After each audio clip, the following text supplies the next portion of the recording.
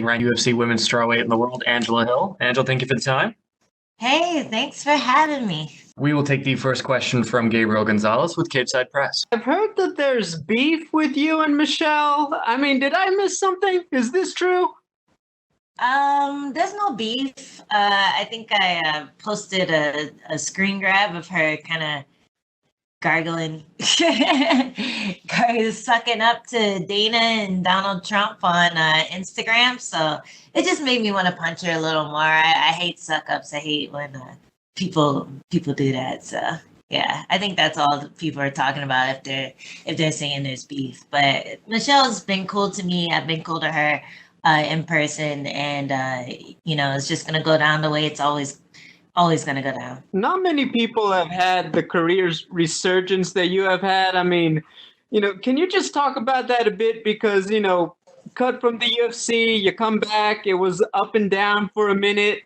What helped you out in terms of staying focused back when things weren't so good when you came back to the UFC all the time? Well, it was a weird one because I lost to two really good opponents, Rose and Tisha, when I first got cut.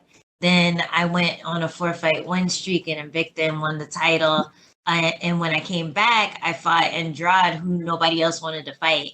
So I've always been up against the hardest people, and I've always done well against them or been competitive against them. And for whatever reason, when it didn't go my way, I still didn't get the respect that people who were paying attention thought I deserved. So just having those motivators, people who don't know me, hitting me up and saying, "Hey, we really respect your skills. We can see your potential. We know you're going to be great one day." And of course, like the people who do know me, who do see me working hard in the gym, see me coming back after a loss the next day in the gym and working on my mistakes and trying to fix them and become a more complete fighter. Those people always help motivate me and help keep me grounded and allow me to block out all the naysay and block out that feeling that you get when you look at your record and it's not what you expected it to be, especially being an undefeated kickboxing fighter. It wasn't what I expected, but I know that I'm stronger for it, and I know that when I do get that title, I'll be able to keep it just because I've been through so many ups and downs, and I've been able to just see my mistakes and fix them. You recently made your debut on the broadcast as an analyst. How did you prepare for that? Did Dominic Cruz just give you a crash course at Alliance, or how did it go? It's pretty funny. Like I picked Dom's brain a bit. I picked Karen Bryant and Laura Senko. They were all like really supportive. I've known those guys for a long time. And my husband actually was a big help because he would give me this Michael Bisping impersonation when he would relay just back and forth banter. So we would kind of banter about the fight card and try to anticipate what would happen, and then I try to roll with his silly like Michael Bisping impersonation comments, and it was pretty fun. So I think all those things helped me just bring my best self forward when I did the broadcast, and I got a lot of good comments about it, so I'm pretty happy with how I did. I mean, we all know Michael Bisping. Was his impersonation on point, or were you like, babe, that's not Mike at all? It was pretty good. He's Scottish, so all the British guys, they kind of know each other's accents. It was a pretty good. I think it was spot on. He'll have to do it in front of Mike to get the verdict if it's good or not. I mean, can we talk about a bit of history? Obviously, the first African-American female to headline a UFC event. Talk about that, and also the fact that you go into it, you talked about you were on a couple downs before. You've never been more popular, female Cowboy Cerrone and everything. Just, can you describe having that accomplishment at this time in your career? It's pretty exciting. Like I said, when I fought Andrade, I thought it was a big deal because her next fight was going to be a title fight. but we weren't co-main event. We weren't main event. And now that I'm fighting Michelle and it's main event after being my first co-main event with my fight against Gedalia, it's just I can see the growth. I can see how far I've come when it comes to just like the fandom that's attached to me. I can see how far I've come skill wise. And I think people are finally seeing the value in what I bring to the table and what I bring to the strawweight division in women's MMA. So it's awesome to see it all finally coming to fruition after so much hard work, after just grinding for so many years and trying to make a name for myself. I feel like it's finally all happening, and I couldn't be more excited. Does it hit you, first African American female to headline a UFC, or does it just not creep into your mind, that kind of level of accomplishment or that honor? It's an honor. It really is, and it's hard for me myself to be proud of myself because I'm so hard on myself in general. Like, I don't want to celebrate just being the main event. I want to celebrate winning the main event. I want to celebrate having the first title shot and winning the first title shot as an African American woman. So my goals are so much higher than that it's hard to sit back and realize how big of a deal it is, but it's a big deal. And if I was sitting on the sidelines, if I was just a fan, an MMA fan, and I saw that, I'd be like, oh man, go ahead, girl, like get that win, because you rarely see a woman, a Black woman in the position that I am in MMA. And I'm not sure why it's so different for Black women as it is for Black men, but I think the public is kind of starved for that demographic to be represented. So I'm hoping to bring more eyes to MMA, bring more fans to MMA, and yeah, I'm happy to carry the torch. What does Michelle Waterson bring as an opponent? Michelle's tricky. She has her hip throw. She has pretty quick transitions. If she gets to the ground, she's pretty good at like getting to the back fast, or going to an armbar or whatever. She's a good scrambler. So those are the things that I'll be looking for. Just trying to hit her more, trying to draw out her attacks, draw out that push kick to the knee, all her little things that she tries to do to frustrate people, and making sure that I'm pushing the pace and not letting her get ahead of me with her volume.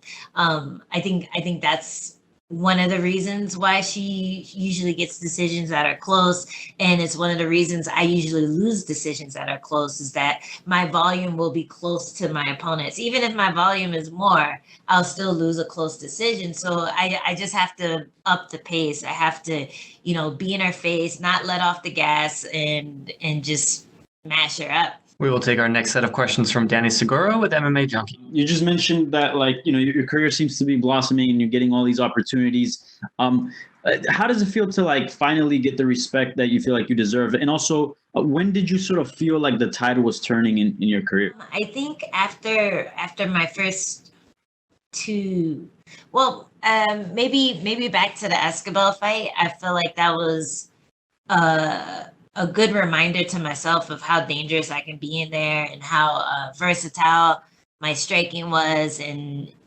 just the fact that I brought something to the table that a lot of girls in my weight class didn't have. So I think that was one of the first moments. But then after that, going on getting 2 finishes in a row, the one in Mexico City and then the one in North Carolina, I think that's when people started paying attention, and they're like, man, this girl is actually something. We might have written her off a while back, but she's hit a good stride. She's figured herself out. Like, she's just going in there and beasting out on people. So after that fight, then I got the call to jump into another fight in New Zealand. And I only had 2 weeks notice. And I think that's when people started picking up on the fact that I was about to have, I think, 6 fights in in a calendar year, or not a calendar year, but 365 days. Mm-hmm. So that's when people are like, oh my God, she keeps fighting.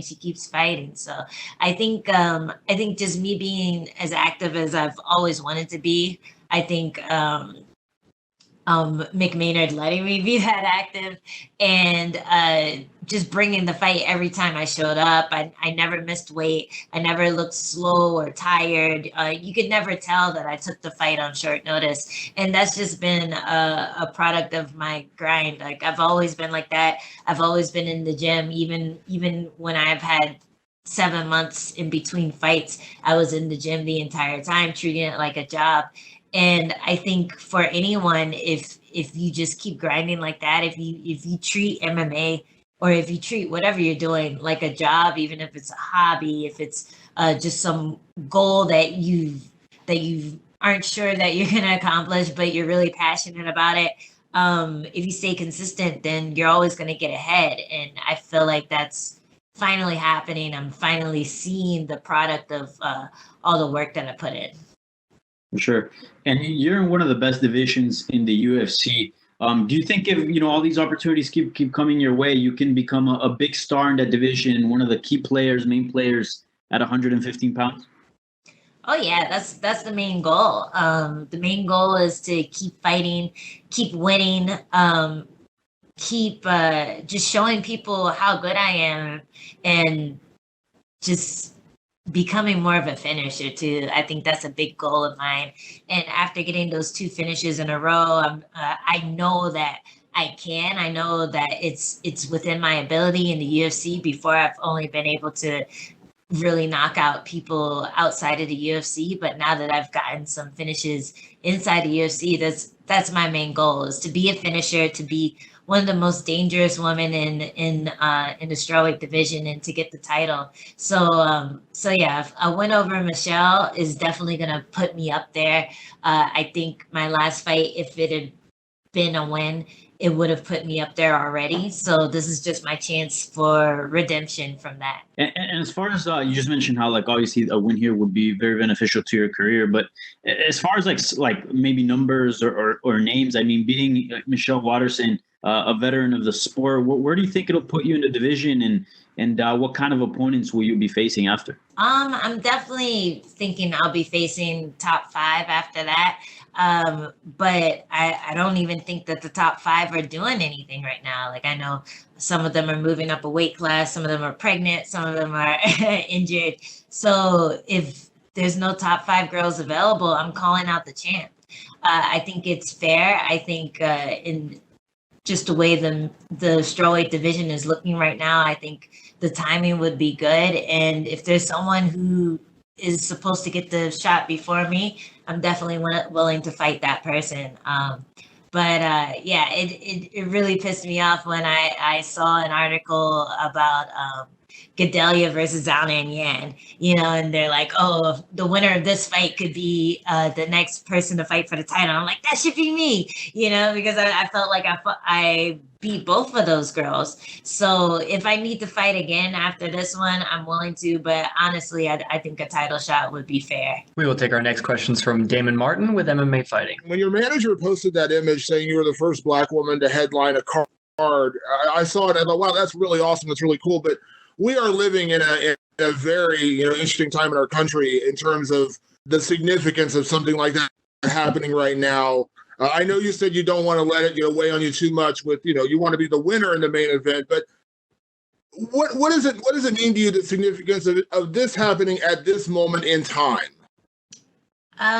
It's big, and I didn't even realize how big it was until he mentioned it to me. And I think in a time like this, people need heroes. People need someone to look up to, someone to root for. And just the fact that this hasn't happened yet is indicative of the fact that it is important. Like, a lot of people will say, why does it matter? Well, if it doesn't matter to you, then that's okay. But it does matter to the fans who see that and they're like, finally we have some representation. Finally, we have a face that's in the sport that we love, we've been waiting for it for so long. So yeah, it's really cool to be a part of that. The Black Lives Matters movement is just it's really important, and I think it's really important. I think people try to pretend that it's not, or try to call it things that it isn't, because it's hard to look at the violence. It's hard to say there's something wrong when you haven't experienced it yourself. And I think the reason it's so important to Black people is because they've all had moments where they felt in danger, or they felt like they weren't being considered as human as their white counterparts. And it's not something that disappeared when Obama got elected. It's not something that disappeared once cops got got body cams. It's something that's still hurting the community right now.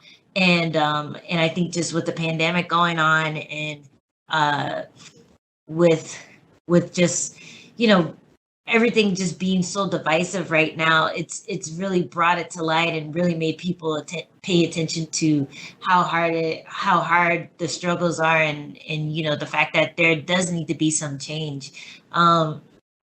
So it's kind of a touchy subject for me, because I don't know. It's like, I wish I could do more. I wish I could do all the research and figure out ways to make America a better place, and what actions to take to help get justice for the people who have been killed unjustly, and just it's really hard to think of all that, and the easy thing for me to do is to fight. If this is something that I could do, if just carrying that burden into the cage is something that I can do, I'm happy to do it, because a lot of times I think a lot of us feel helpless, and it's just such a tough subject, and it gets under people's skin. But the reason it's so touchy is because it's such an important thing. So yeah, I don't know. I'm going off on a tangent, but yeah, I'm happy just me doing what I would be doing no matter what. I'm happy that can somehow make a change, or somehow encourage people to keep fighting for what they believe in. Absolutely. You talked earlier about, also inspiring people, and we talked about representation, and you posted a tribute on your Instagram page to Chadwick Boseman when he passed away. And obviously, I know you're a big pop culture person like myself. We've talked about this in the past, how significant Chadwick was to the pop culture movement in terms of being a Black man, being Black Panther, and giving kids, a superhero to look up to, where, the Captain America, whatever it is, being that representation. I know it's a lot of weight to put on your shoulders, going into a fight, but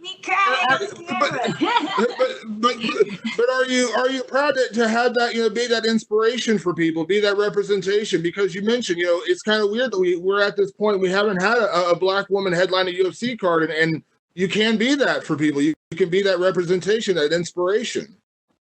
Yeah, I think when he died, I think, like everyone else, I started watching a lot of interviews that he had, talking about the significance of when Black Panther came out. And the one that really choked me up was the one when he was surprised at how important the film was to these two kids who were terminally ill.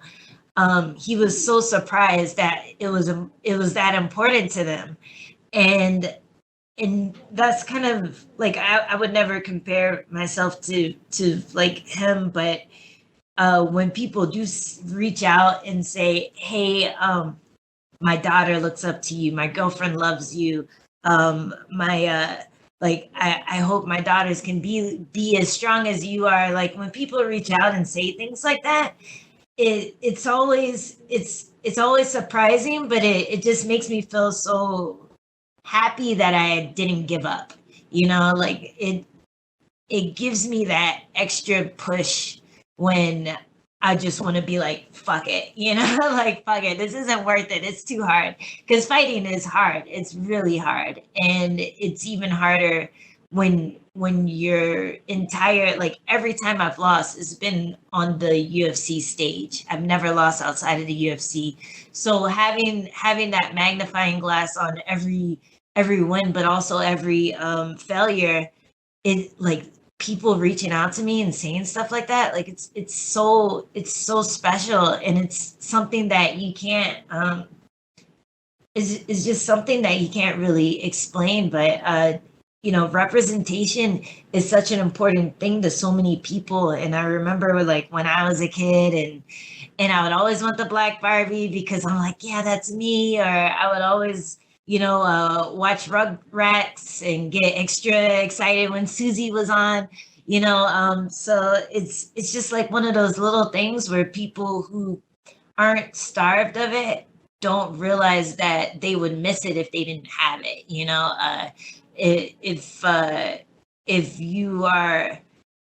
If you're white in America, you've never felt underrepresented, but it's a thing that's important, especially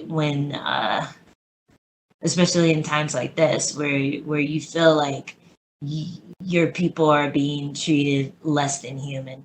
So yeah, it's so sad, the death of Chadwick Boseman, and I think it was really crazy how strong he was. The fact that he kept all that to himself. The fact that he was fighting cancer for so long, and yeah, it's just another sad loss. It's horrible, but definitely his story is given a lot of people strength, including me. Just seeing that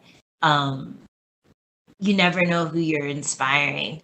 And just by going about your day, just by trying to be the best you that you can be, you never know who's looking at that and taking inspiration from that. So yeah, I guess that's all I have to say about that. And last thing for me, Angela, we're in a weird time with where we're doing the weigh-ins tomorrow, and we're not going to get the crowd, things like that. You are a person who always has the best weigh-ins, the best walkouts, things like that. I know a little bit of the creativity stamped down with the uniform and things, but anything planned for this main event? Any hints you can give us of what you got in the works for tomorrow or Saturday? Nah, I gave that up a while ago. Who's really great? Susie, our makeup artist with the UFC, and she's fighting cancer right now too.